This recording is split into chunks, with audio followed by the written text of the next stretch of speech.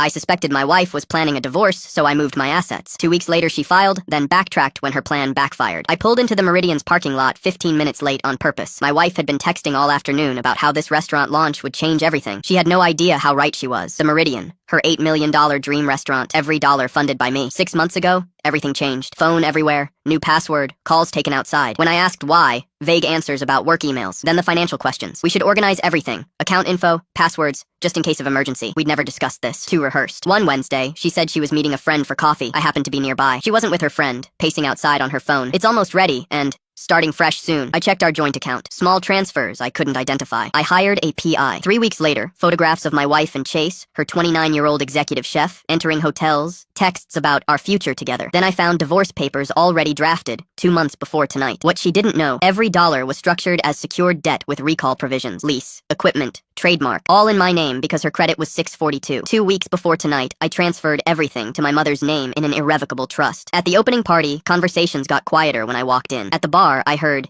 "Can you believe it? The practice husband actually showed up." My wife approached. "You're late. We need to talk." In her office, she pulled out divorce papers. "Clean separation. You keep your accounts, I keep the restaurant. You're divorcing me at your opening night? I'm celebrating new beginnings." I pulled out a pen. "You're sure?" "Completely." I signed every page. She relaxed. She'd expected a fight. "Does your chef know you're divorcing me tonight?" Her face went white. "Enjoy your evening." In my car, I called my attorney. "Execute the withdrawal. I want the Meridian's accounts empty by midnight." By 11:45, operating accounts were empty. Every payment canceled. Payroll, vendors, utilities. Joint accounts frozen. Calls started at 9:37. By 10:04, "What did you do?" "The bank is saying there's a hold." Pounding on my door at 11:43. My wife, makeup smeared. "The accounts are empty. $8 million gone. Withdrawn. You borrowed it. Signed agreements. I'm recalling the loan. You're destroying my business. I'm protecting my investment. You solicited capital while planning to divorce the investor and used borrowed funds to finance a relationship. You knew about Chase for 6 months. Every hotel, every text, every lie." She collapsed on my couch. 6 months, and you didn't say anything. You were planning your exit. I was planning mine. Mine works. My parents invested their retirement. Your parents will be fine. I'm protecting them. You should have thought about consequences before humiliating me publicly. My phone rang. I answered on speaker. "David, update. The divorce papers list the Meridian as a marital asset, but it's recalled debt, zero value. She has no funds for legal defense. You're taking everything. I'm leaving you with what you earned. Chase stopped returning your calls 20 minutes ago when he learned the Meridian is bankrupt." She checked her phone. Whatever she saw confirmed it. I opened the door. "You wanted everyone to watch you discard the practice husband. Now they watch what happens next." The Meridian never opened. By Tuesday, vendors filed liens. Wednesday, food blogs reported the story. 6 weeks later, I signed divorce papers. She wasn't there. Couldn't afford time off from her hostess job. She got personal belongings and $473. 3 months later, I passed the restaurant where she worked. Through the window, seating customers, tired, older. Our eyes met for 2 seconds. She'd called me her practice husband at a party full of laughter. Now she was practicing humility at a hostess stand.